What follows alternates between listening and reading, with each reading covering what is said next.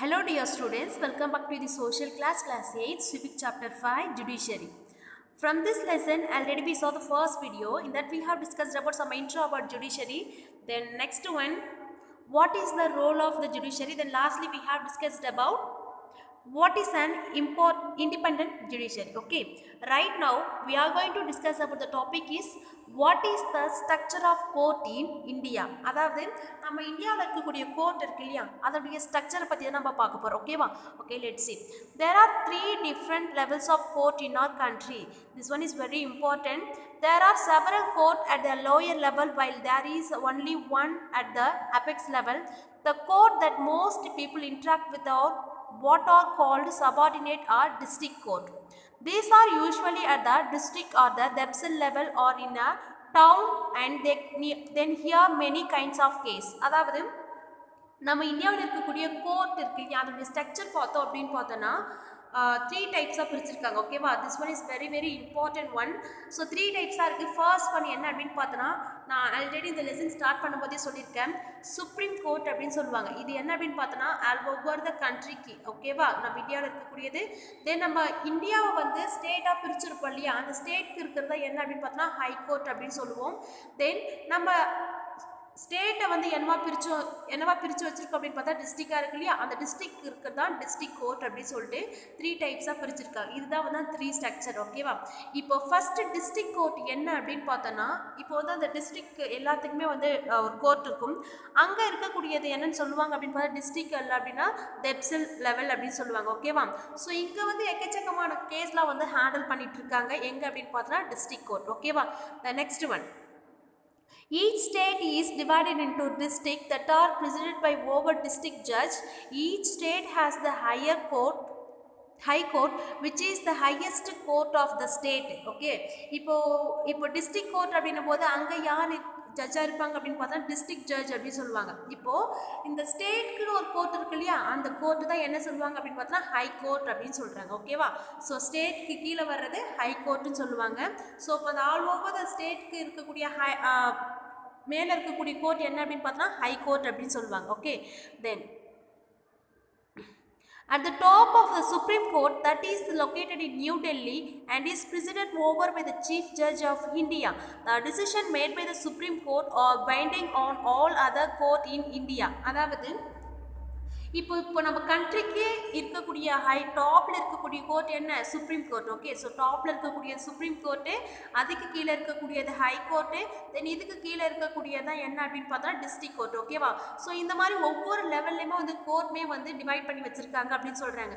இப்போ இந்த டிஸ்ட்ரிக்டில் இருக்கக்கூடிய டிஸ்ட்ரிக்ட் ஜட்ஜ் அப்படின்னு சொல்கிறாங்க. அந்த மாதிரி வந்து சுப்ரீம் கோர்ட்டுக்கு எங்கே இருக்குது அப்படின்னு பார்த்தா நியூ டெல்லியில் இருக்குது. இப்போது சுப்ரீம் கோர்ட் எங்கே இருக்குது அப்படின்னு பார்த்தோன்னா நம்மளுடைய தலைநகரமான டெல்லியில் இருக்குது. அங்கே இருக்கக்கூடிய ஜட்ஜ் என்ன சொல்லுவாங்க அப்படின்னு பார்த்தோன்னா சீஃப் ஜட்ஜ் ஆஃப் இந்தியா அப்படின்னு சொல்லுவாங்க. ஓகேவா? ஸோ இங்கே பண்ணுற டிசிஷன்ஸ் வந்து எங்கெல்லாம் ஃபாலோ பண்ணலாம் அப்படின்னு பார்த்தோன்னா இதுக்கு கீழே இருக்கக்கூடிய ஹை கோர்ட்டு அடுத்த டிஸ்ட்ரிக்ட் கோர்ட்டில் கண்டிப்பாக வந்து பைட் பண்ணுவாங்க. Then the structure of the court from the lower to the highest level such that it resembles the pyramid. Having read the descriptions above, can you fill out which type of court would they exist at the level in the following diagram? So இங்கே இருக்கக்கூடிய பிக்சரை பார்த்தோம் அப்படின்னா like pyramid மாதிரி இருக்கும். இப்போ நம்ம மேலே பார்த்தோம் இல்லையா, ரொம்ப ஹையில் இருக்கிறது வந்து சுப்ரீம் கோர்ட்டு, அதுக்கு கீழே இருக்கிறதா என்ன அப்படின்னு பார்த்தோன்னா ஹை கோர்ட்டு, தென் அதுக்கு கீழே இருக்கிறதா வந்து டிஸ்ட்ரிக்ட் கோர்ட் அப்படின்னு பார்த்தோம் இல்லையா. இப்போது இதில் வந்து ஒரு பிரமிட் மாதிரி கொடுத்துருக்காங்களே, இதில் வந்து ஃபில் பண்ண சொல்கிறாங்க. இப்போ டாப்பில் இருக்கிறது என்னது? சுப்ரீம் கோர்ட்டு, அதுக்கு கீழே இருக்கிறது ஹை கோர்ட்டு. ஓகே, அதுக்கு கீழே இருக்கிறது தான் டிஸ்ட்ரிக்ட் கோர்ட். ஸோ இதை வந்து ஃபில் பண்ணிக்கணும். த நெக்ஸ்ட் ஒன், ஸோ இப்போ இந்த ஹை கோர்ட்டு சுப்ரீம் கோர்ட்டு எல்லாமே சொல்கிறோம் இல்லையா. ஸோ இப்போது கண்ட்ரி லெவலில் இருக்கிறது என்ன அப்படின்னு பார்த்தோன்னா சுப்ரீம் கோர்ட்டுன்னு சொல்லலாம். தென் நெக்ஸ்ட் ஒன் என்ன அப்படின்னு பார்த்தோன்னா அதுக்கு கீழே இருக்கிறதா வந்து ஹை கோர்ட்டு. இந்த ஹை கோர்ட் அப்படின்ற ஒரு விஷயம் எப்போ கொண்டு வந்தாங்க அப்படின்னு பார்த்தோன்னா 1862 கொண்டு வந்தாங்க. ஓகேவா? ஃபஸ்ட்டு எந்தெந்த ஸ்டேட்டில் கொண்டு வந்தாங்க அப்படின்னு பார்த்தோன்னா கல்கட்டா, தென் மெட்ராஸ், அப்புறம் எங்கே அப்படின்னு பார்த்தோன்னா பாம்பே. ஸோ இங்கே தான் வந்து ஃபஸ்ட்டு இந்த ஹை கோர்ட் அப்படின்ற ஒரு விஷயத்தை வந்து இம்ப்ளிமெண்ட் பண்ணாங்க அப்படின்னு சொல்கிறாங்க.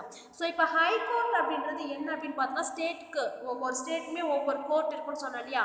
ஆனால் இப்போ ஃபார் எக்ஸாம்பிள் இப்போ ஒரு ஸ்டேட்டில் இருக்கக்கூடிய ஹை கோர்ட் வந்து நிறைய ஸ்டேட்க்கு வந்து ஒரே ஹை கோர்ட்டாகவும் இருக்கும், இல்லை ஒரு ஹை கோர்ட்டுக்கு ஒரு ஸ்டேட் இருக்கும், தென் ஒரு ஹை கோர்ட்டுக்கு டிஃப்ரெண்ட் பிரான்ச்சஸ் இருக்கும், நிறைய பிரான்ச்சஸ் கூட இருக்கும். ஃபார் எக்ஸாம்பிள் பிரான்ச்சஸ் இருக்கக்கூடிய ஹை கோர்ட் என்ன அப்படின்னு பார்த்தோன்னா நம்ம தமிழ்நாட்டில்னு சொல்லலாம். ஸோ தமிழ்நாட்டில் வந்து ஃபஸ்ட்டு ஒரு பிரான்ச் எங்கே இருக்குது அப்படின்னு பார்த்தோன்னா மெட்ராஸில் இருக்குது, அதாவது சென்னைன்னு சொல்லிட்டு சொல்லி அங்கே இருக்குது. இன்னொன்று வந்து மதுரையில் இருக்குது. ஓகேவா, இந்த மாதிரி 2 பிரான்ச்சாகவும் இருக்குது. அதாவது ஒரு ஹை கோர்ட்டில் நிறைய ஸ்டேட் வரும், இல்லை ஒரு ஸ்டேட்க்கு ஒரு ஹை கோர்ட்டு மட்டும் இருக்கும், இல்லை ஒரு ஹை கோர்ட்டில் டிஃப்ரெண்ட் பிரான்ச்சஸ் வரும். ஓகேவா, இப்போது சென்னையில் இருக்கிறது வந்து மெயின் பிரான்ச் அப்படின்னா அதனுடைய சப் பிரான்ச் எங்கே இருக்குது அப்படின்னு பார்த்தோன்னா மதுரையில் இருக்குது. அந்த மாதிரி நிறைய பிரான்ச்சஸ்லாம் இருக்குது. த நெக்ஸ்ட் ஒன், ஸோ இங்கே இருக்கக்கூடியது வந்து என்ன அப்படின்னு பார்த்தோன்னா நம்ம மெட்ராஸில் இருக்கக்கூடிய high court. Are these different levels of the court connected to each other? Yes, they are. In India, we have the integrated judicial system, meaning that the decisions made by the higher court are binding on over lower court.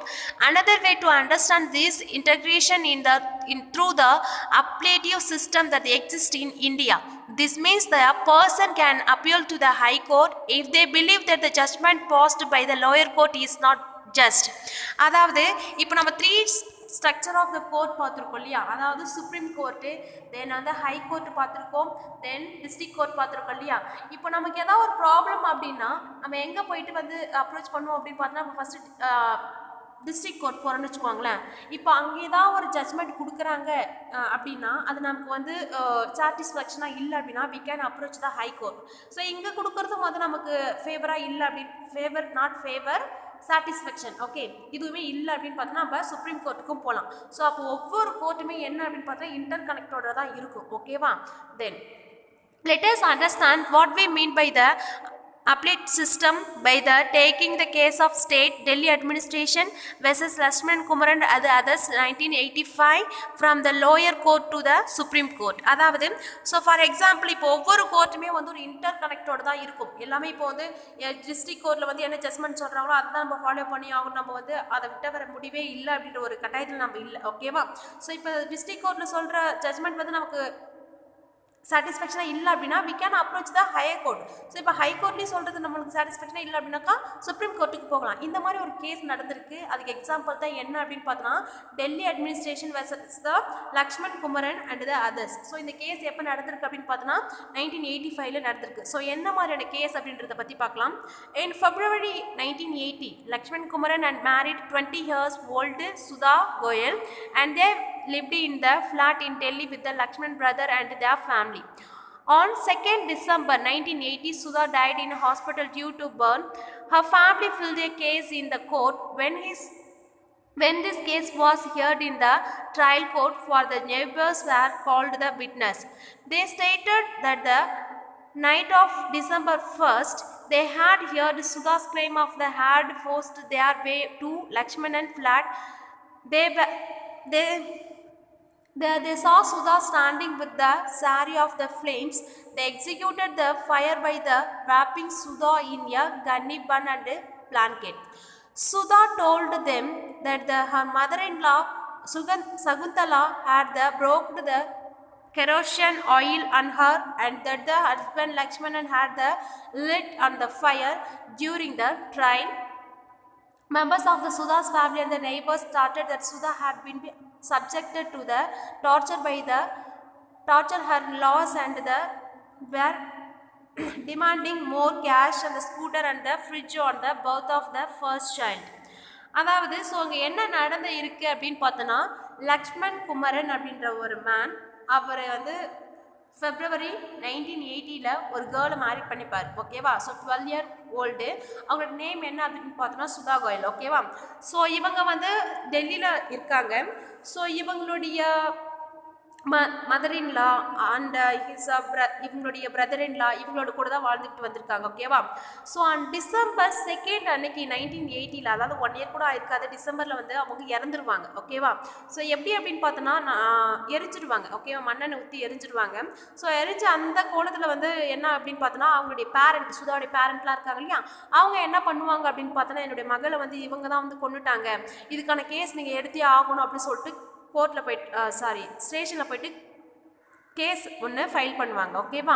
So இப்போ case நம்ம file பண்ணுறாங்க அப்படின்னும் போது இவங்க மட்டுமே வந்து இதை அப்படியே வந்து டேரெக்டாக வந்து டீல் பண்ணக்கூடாது.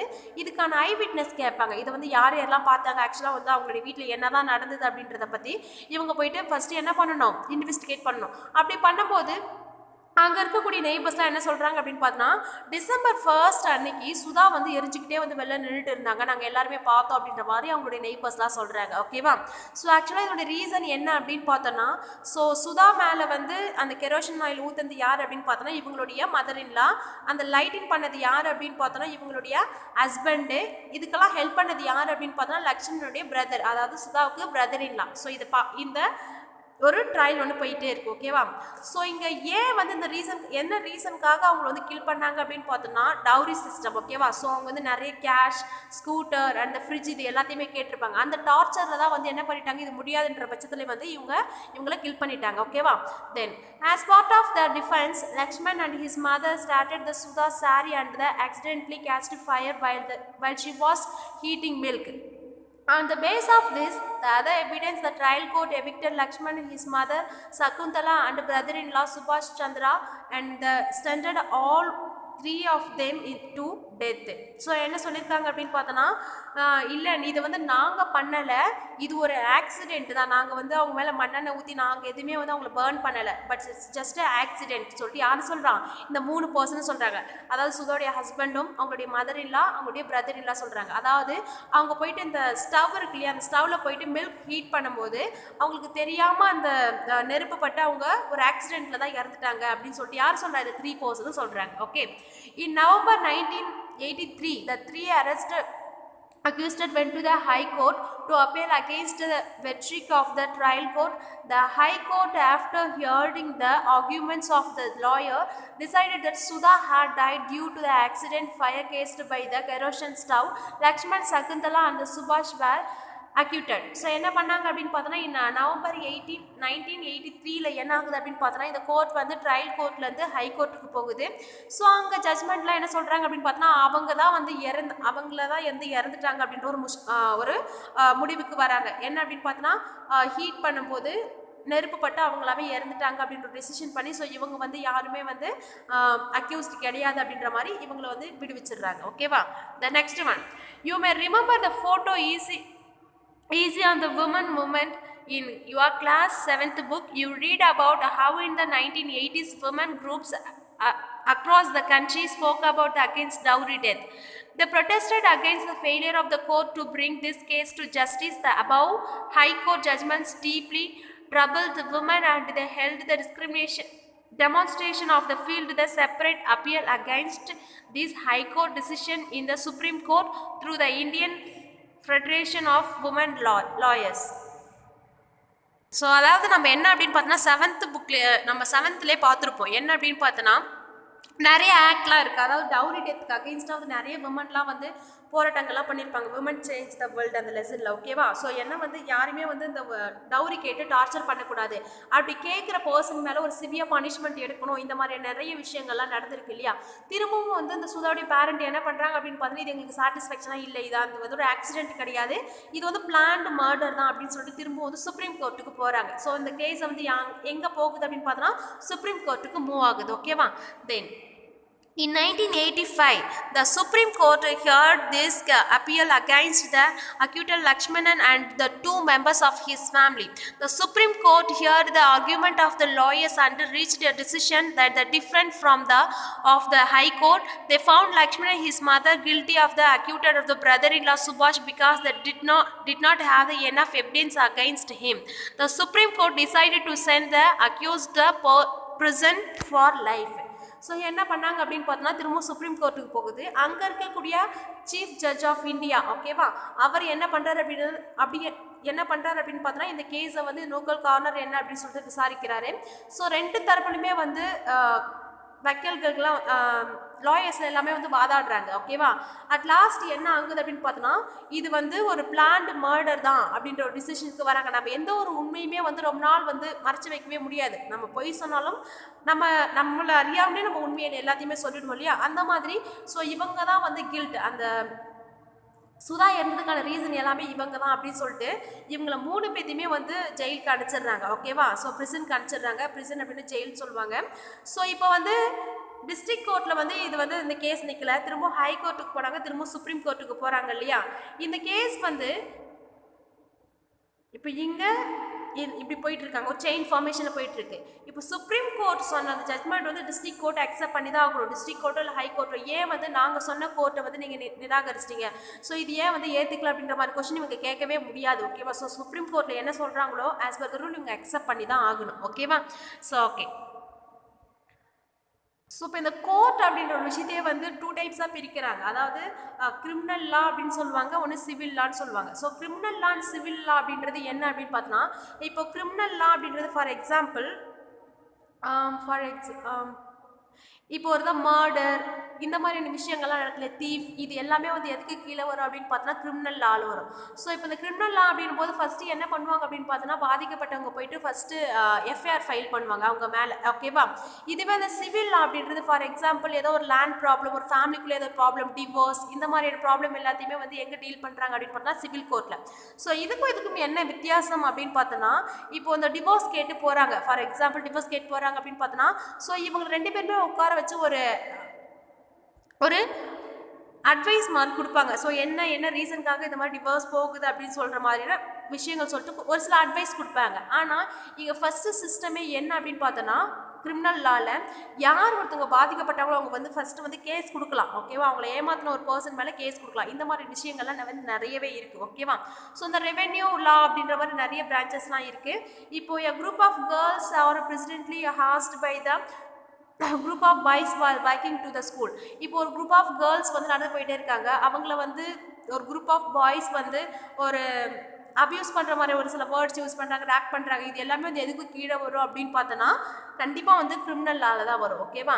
த tenant who is the bring forced to move out the files case is the court against the land Lord.